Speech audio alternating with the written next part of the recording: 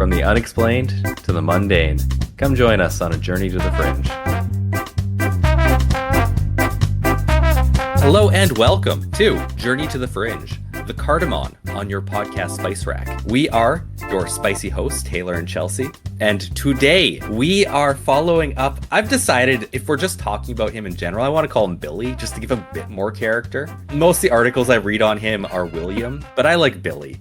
And today we are following up on our Billy Moore stuff. Chelsea has a little bit of the biography to get into, and then we'll see how it goes from there. So, yeah. Chelsea, without further ado, why don't you take over? Okay, I will. I just have a quick question before we get into it. Cardamom. Yeah, it's one of those things that people kind of vaguely know, but most people couldn't tell you what it is or the specific taste of cardamom, but it's there. Yeah. It's something that we're all vaguely aware of. Okay, that does say Journey to the Fringe. Okay. Also, we know nothing about cardamom. Sorry, we are not a cardamom podcast. Okay, let's just move on. Okay, welcome back to round 2 of Another Asshole. Last week, if you remember, and I think Taylor's giving his personality a little bit too much pizzazz by calling him Billy. I think William/Bill is about the amount of vanilla he's coming off as to me. Vanilla might be too spicy for this guy. It might be too spicy. There's a lot of flavor in vanilla. Just like ice cube. Hence why he's so forgettable. But I do like Billy. It has a ring to it, but I feel like it's too spicy for this guy, like you said. Last week, we talked about a couple of well-known books that Moore did on some stuff. And this guy's kind of coming along and developing to us in a weird way. We're not doing it the usual way that we do assholes. We're kind of breaking it down into the impacts he's had on the UFO community in our episodes. Lesson being, while we can't remember Bill Moore generally as a person, we do remember his books that have shaped the UFO community. And its idea that we can recognize to this day being Area 50, the Roswell crash, and what's the other one? Philadelphia experiment. The Philadelphia experiment. So these are still ideas that are shaped by Bill Moore. Where we left off was with Bill Moore being contacted by a mysterious telephone person who refers to himself as Falcon. You know what? I'm just going to give you the quote again. You don't have to go back to the other episode right to the very last 2 minutes. This isn't the quote. This is just me talking. Moore is out one day promoting the Roswell book when here's the quote. I got a phone call after appearing on a radio show from a man who said, quote within a quote, "You're the only person we've heard talk about this subject who seems to know what he's talking about," end quote within a quote. We're still in the quote though. He convinced me that he was a government intelligence agent and wanted to begin disseminating some information about UFOs to the public, end quote.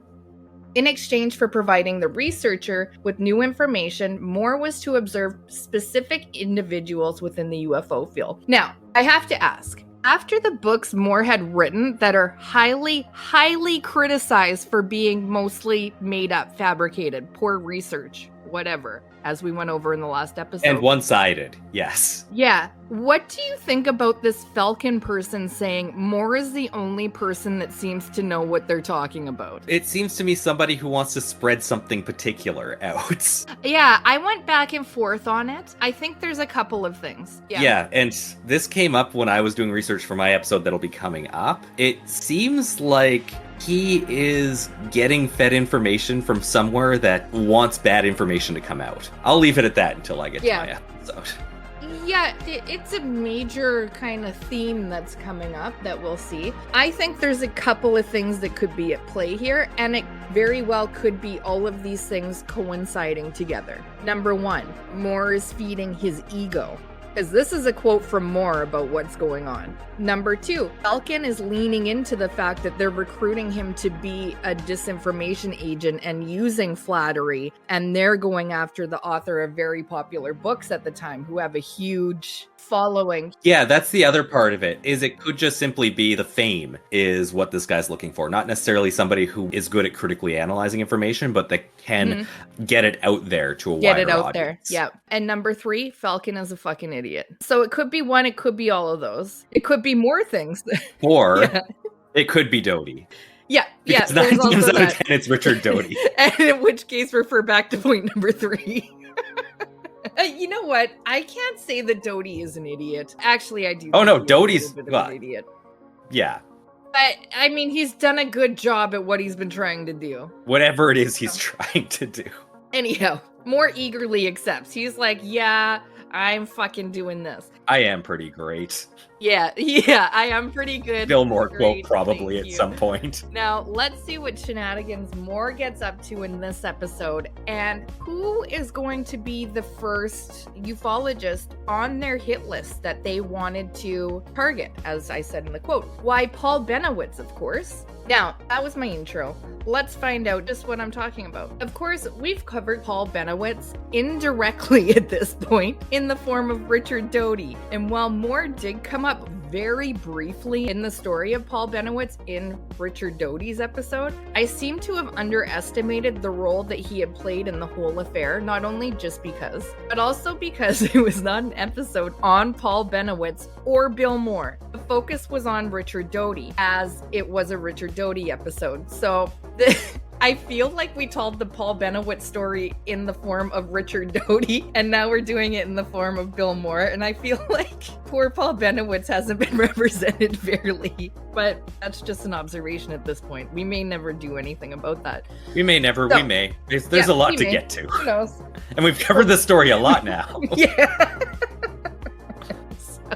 We're going to have another episode containing Paul Bennewitz, but from another perspective on Bill Moore's role. It's all very artistic. It's the most artistic way we could do this. So, to make a very, very long story short, the late Paul Bennewitz was an investigator with the Aerial Phenomena Research Organization, or APRO, in Tucson, Arizona. He was a successful businessman and UFO sympathizer. Bennewitz was also of the belief that there was a serious plot involving an extensive network of underground UFO bases connected to an alien colonization and control scheme to gain mastery over the human race. Bennewitz also claimed to have uncovered evidence of aliens controlling people using electronic devices, and furthermore claimed UFOs were frequently observed near Kirtland Air Force Base in Albuquerque, New Mexico, which was connected to secret tunnels in the mountains of nearby Manzano Nuclear Weapons Storage Facility and Coyote Test Range. How did Bennewitz come to suspect all of this? He was convinced he was intercepting electronic communications originating from a secret underground UFO facility located outside of the town of Dulce, New Mexico. Unable to contain himself, Bennewitz proceeded to sound the alert openly, much to the dismay of officials at APRO. There was also a reason for everything that I mentioned above that Bennewitz adamantly believed in. There were people actively feeding him disinformation and straight up just fucking with the guy. Some from the government and others were, I don't know, like colleagues, I guess you could call them. And elaborately, too. Elaborately, yes. Yeah, I think you could call them colleagues. The government, in the forms of mostly Richard Doty, who was confirming the information that Bennewitz had. And eventually Bennewitz goes off the deep end and was institutionalized. So there's a lot to this story and how it all came to that. We go over it in a little bit more detail in the Richard Doty episode. I'm just gonna jump off from here. That's about all you need to understand what's going on. I'll describe a little bit more as we go, but highly recommend the Richard Doty episode so that you can get more information on Paul Bennewitz and just how he came to believe in all of that. It wasn't just, some crazy person making this up. Let's check out what Bill Moore has to do with this. So where does he come into play in this story, you may ask? Pretend you asked, just in case you didn't. But that's what this episode is about, so I'm pretty sure you did ask. So Chelsea, where does Bill Moore come up in all of this? Okay, let's talk about it. Because you did ask. Good.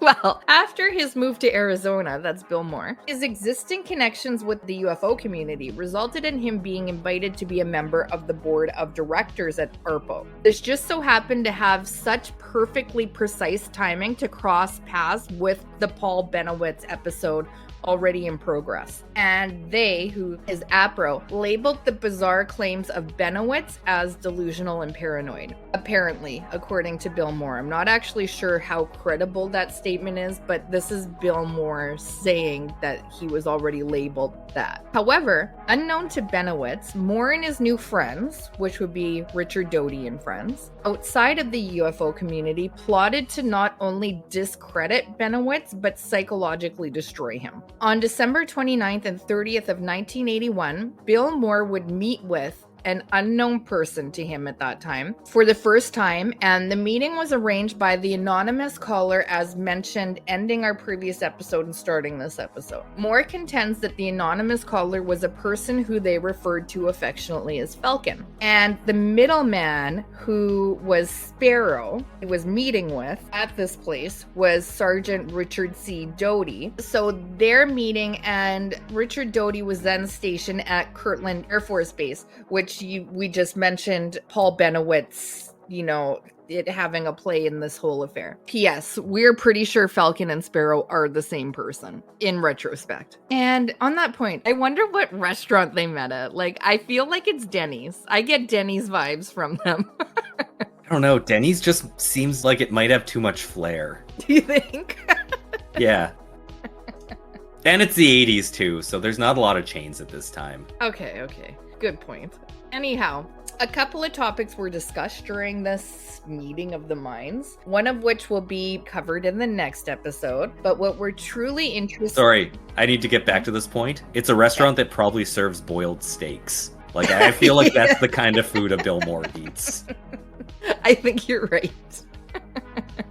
What we're truly interested in right now is that this is precisely where the time, the place that Moore agrees to work with the government as a disinformation agent. Shortly thereafter, Moore claimed it became apparent that he was supplying information to the government through Doty on the activities of Paul Bennewitz. I'm not sure why it took him so long to realize this when he agreed to it, but... That boiled steak was just so like good. A Bill Moore type of thing so to agreeable. Do. Yeah, it was so good. First thing first, the two agreed to finish the discrediting of Paul Bennewitz. This is where he was targeted. Well, with Moore being involved. He was already targeted. At this point, what's Bill Moore getting out of this? You know what? We'll get into it a little bit, but in my opinion, I have no fucking idea what he got out of it. We'll talk about it, and I think he kind of has a feeling of what he's getting out of it, but in my opinion, he's not getting anything. Not one thing. So, great question. And I kind of have an idea what will come out of it, but we'll talk about that in my episode when we get there. And do you think he got anything out of it? Yes, further boiled steaks. Yeah.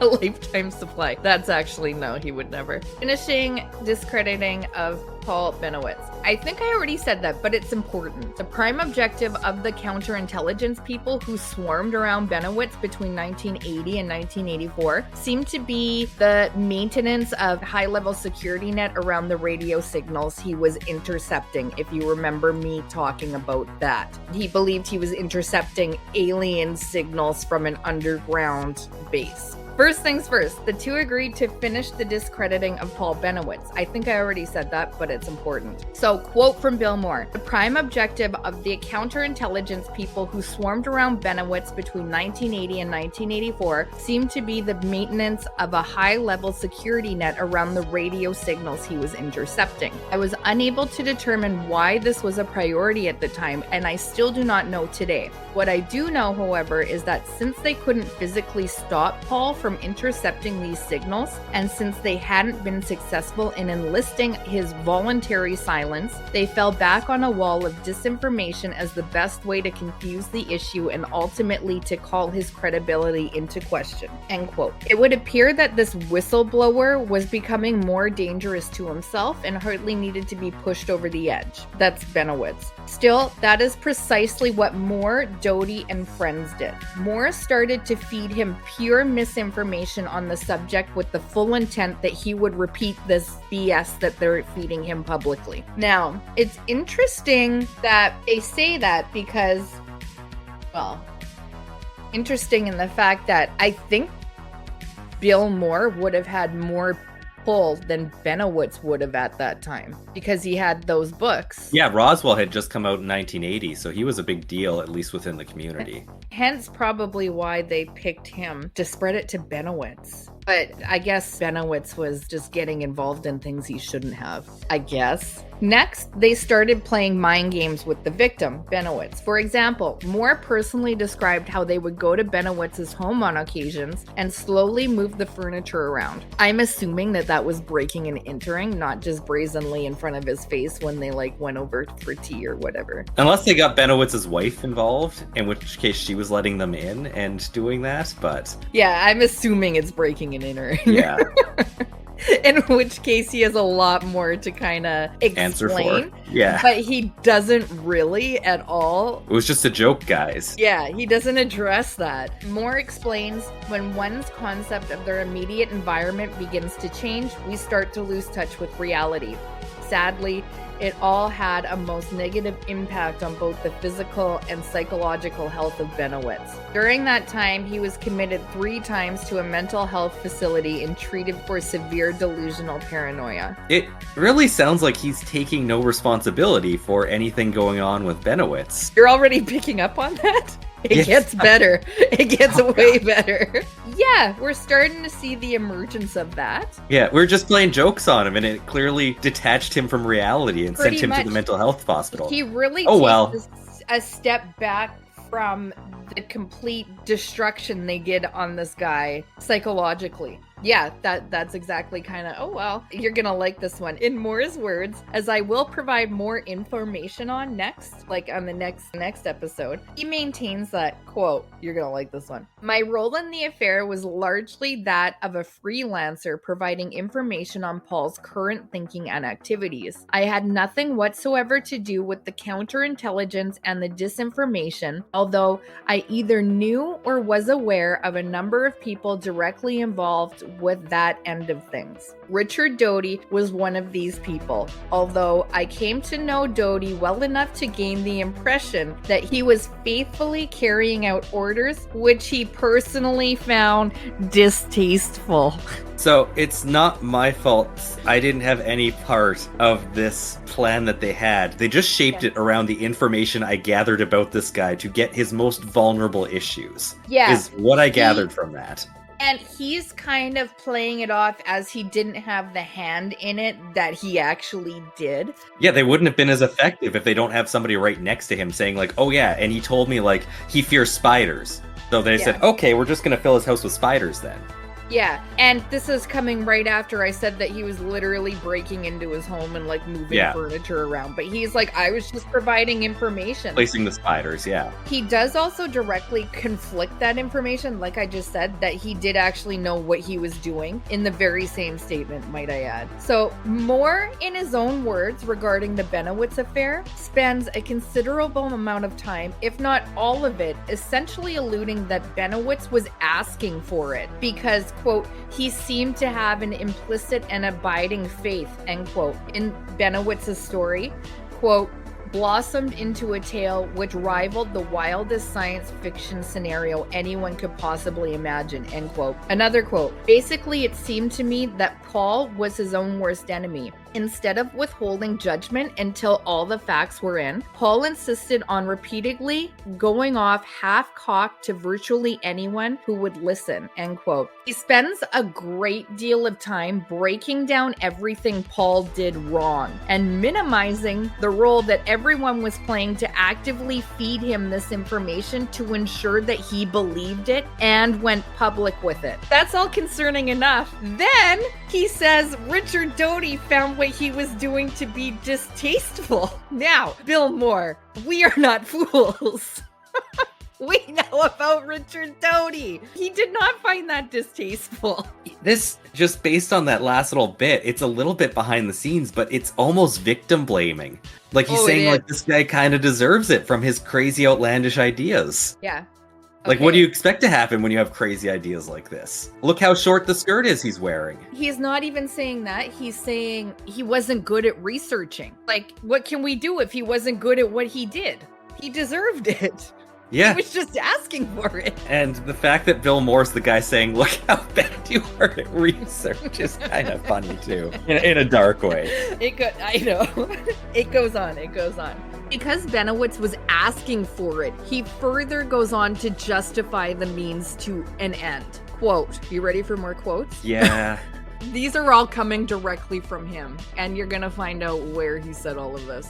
Quote, whatever it was Bennewitz was involved with, he was the subject of considerable interest on the part of not one but several government agencies, and that they were actively trying to diffuse him by pumping as much disinformation through him as he could possibly absorb. Being a very small part of that process gave me, I thought, something of an advantage. It became my intention to play that advantage for all the information I could get. That's right. Moore, of course, was not being played. He was going to secretly work behind the scenes to find out just what the government was up to, and who was more qualified to do that than Moore, in his work. From Richard Doty.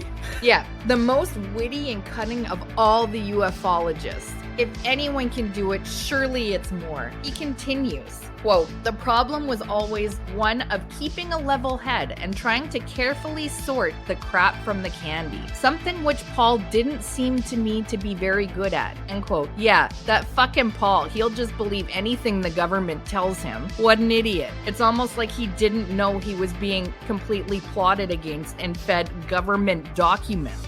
Like, he's completely not taking into account the fact that he has a bird's eye view of what's happening. He is not of the mind. Have you ever heard, what's it called? It's like the state of consciousness, what they look like with children, like when they're 3 years old, and they'll like show them a picture of somebody hiding candy in a room. And then they'll wonder why when somebody goes into the room, they don't look immediately where the candy is hidden. And it's because they don't understand that different people have different information. It's not all people have the exact same information. This is what it reminds me of. Oh my God, that's a good point. And Chelsea, I just need to ask you at this point, because this guy seems to lack a certain understanding of things. Mm-hmm. Please say this quote's not coming from his eulogy at Bennowitz's funeral. I just need to make sure this guy's not that misunderstanding of social pop. No, and we're going to find out next episode where all of this comes from. I'm sorry to hold it over to tell you where this information's coming from, but you'll know next episode where it's coming from. When I started reading this, I was like, surely he cannot be this stupid to be like, I'm the hero in this story, and Richard Doty was doing the Lord's work. It's basically saying, like, no matter what, this guy was going to get what's coming to him. So I can get some information out of it that I would find super useful about the government. So I might as well just do this minimal part to make this guy's life a living hell. Basically, what he's thinking is, they say, and I think it comes up, and I'm going to ruin it for when it comes up in this, but even in the Richard Doty episode, they say with every chunk of BS they threw at the wall, there is a little bit of truth. That's what Bill Moore is going after, that little bit of truth. And he thinks that he's going to be able to out-con the people who are feeding all this BS. Like, he's there to find out that little bit of truth. So that's why he's saying, well, Paul couldn't do it, so I'm going to do it because I am far superior to Paul Bennewitz, and he deserved it. And Richard Doty even said that to me, so I believe it to be true.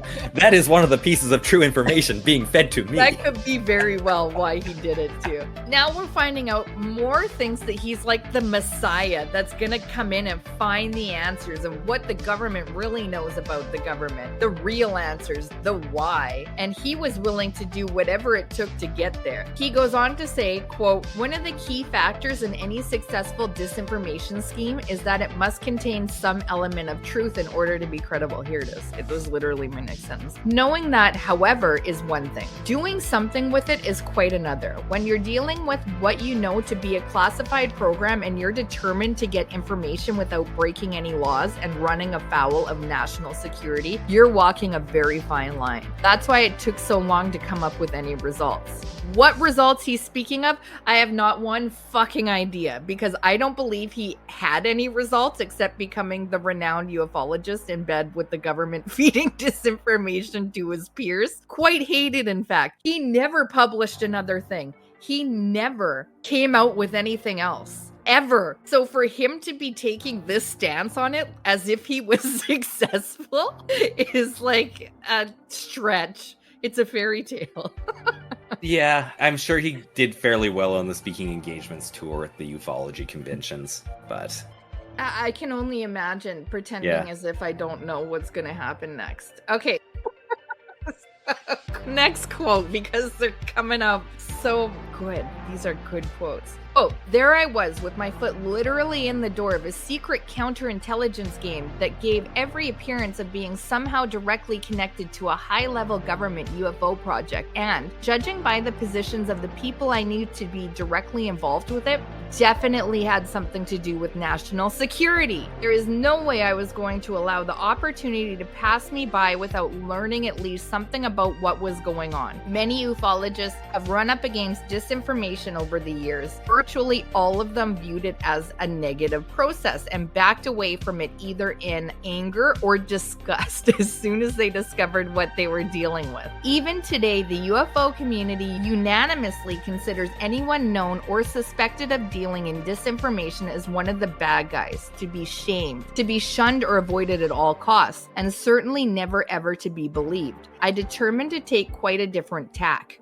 I would play the disinformation game, get my hands dirty just often enough to lead those directing the process into believing I was doing exactly what they wanted me to do, and all the while continuing to burrow my way into the matrix so as to learn as much possible about who was directing it and why.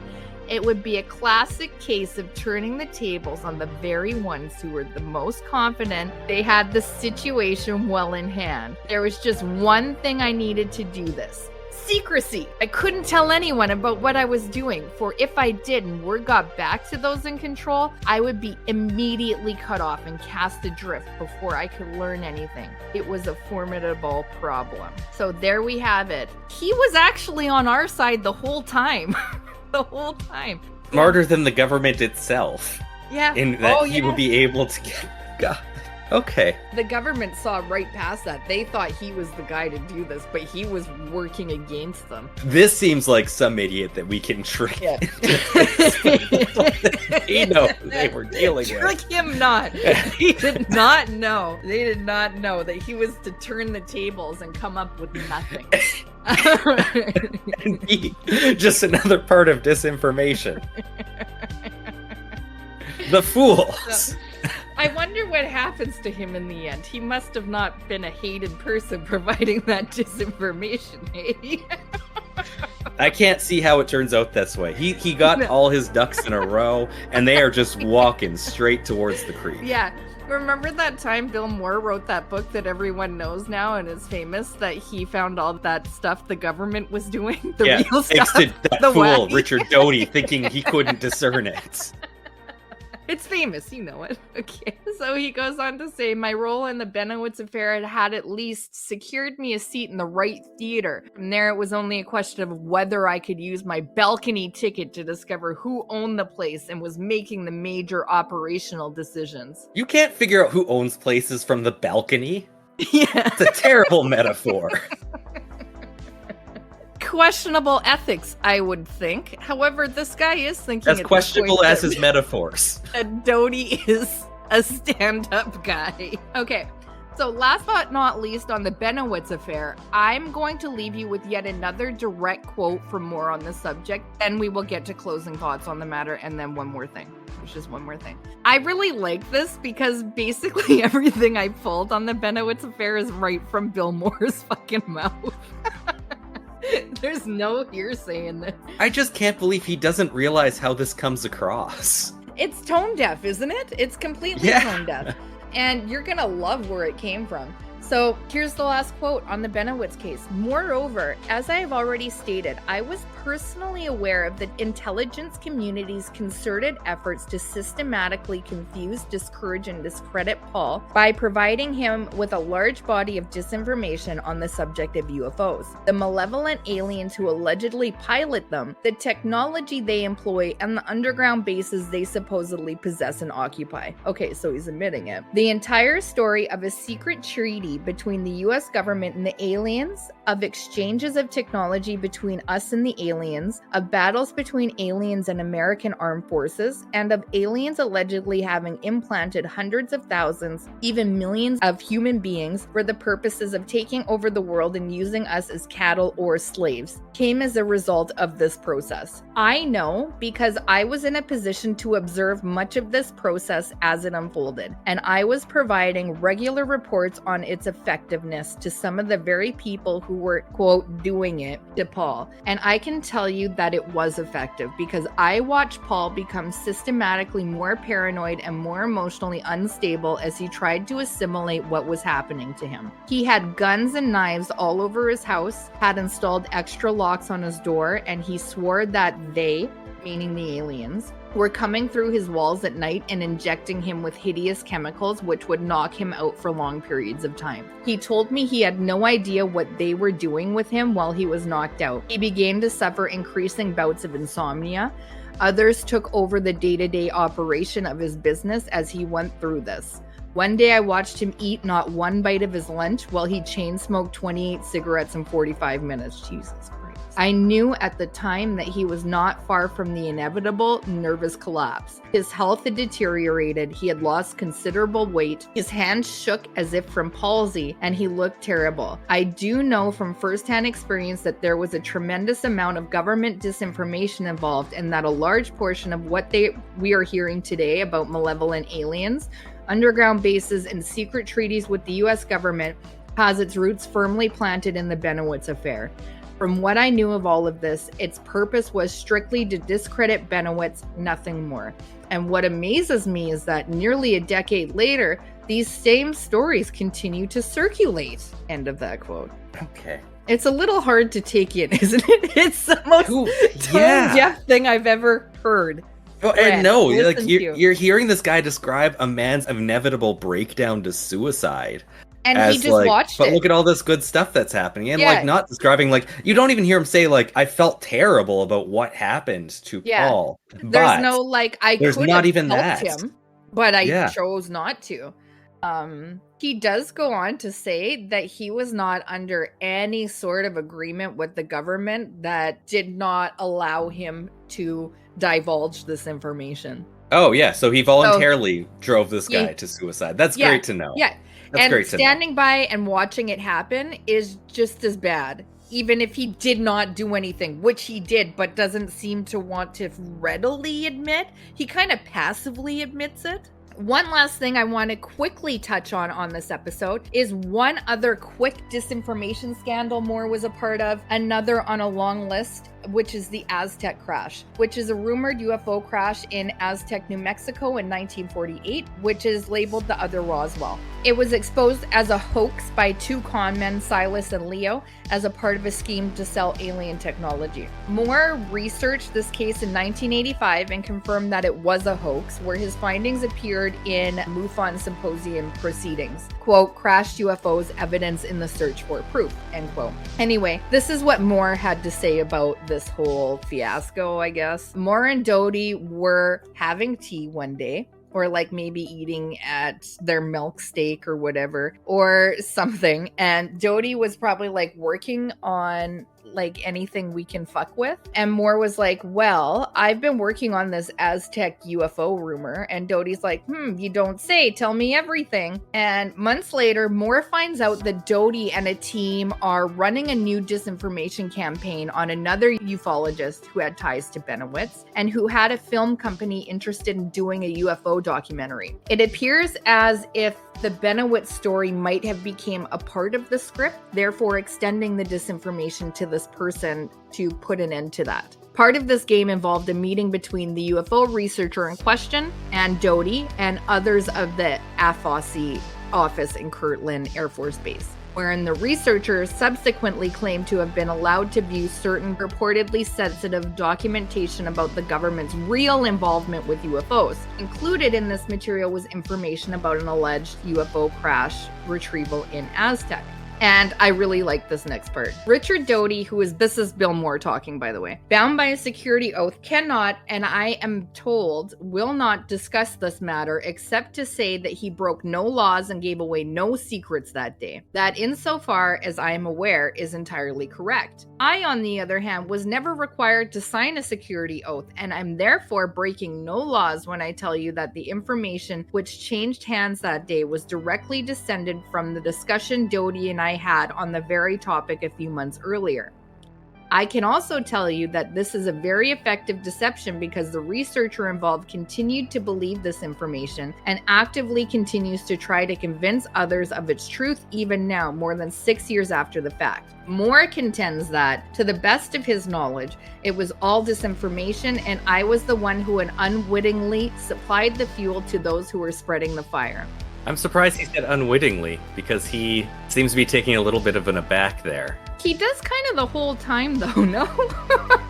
No, but before he's like, no, I'm playing them, but unwittingly implies that you don't understand what's happening. As if you don't just talk to Richard Doty and give him information for no reason, just for the pure joy of talking to Richard Doty. That's all I want to cover. I just wanted to say, here's another thing he was involved in. One final comment on the Aztec hoax is that 2 other researchers who self-published a voluminous book, UFO Crash at Aztec on the Affair in 1987, chose to completely omit any mention of, this is Bill Moore talking again. Jeez, I really have to figure out these quotes. They're very confusing, especially for the reader. So the authors chose to completely omit any mention of my extensive and definitive research on the case, which had been published 2 years earlier, and which both researchers had copies of. It's a classic. Yeah, who would have thought that people would forego Bill Moore research? Who knew? He is so great at it, nobody would ever.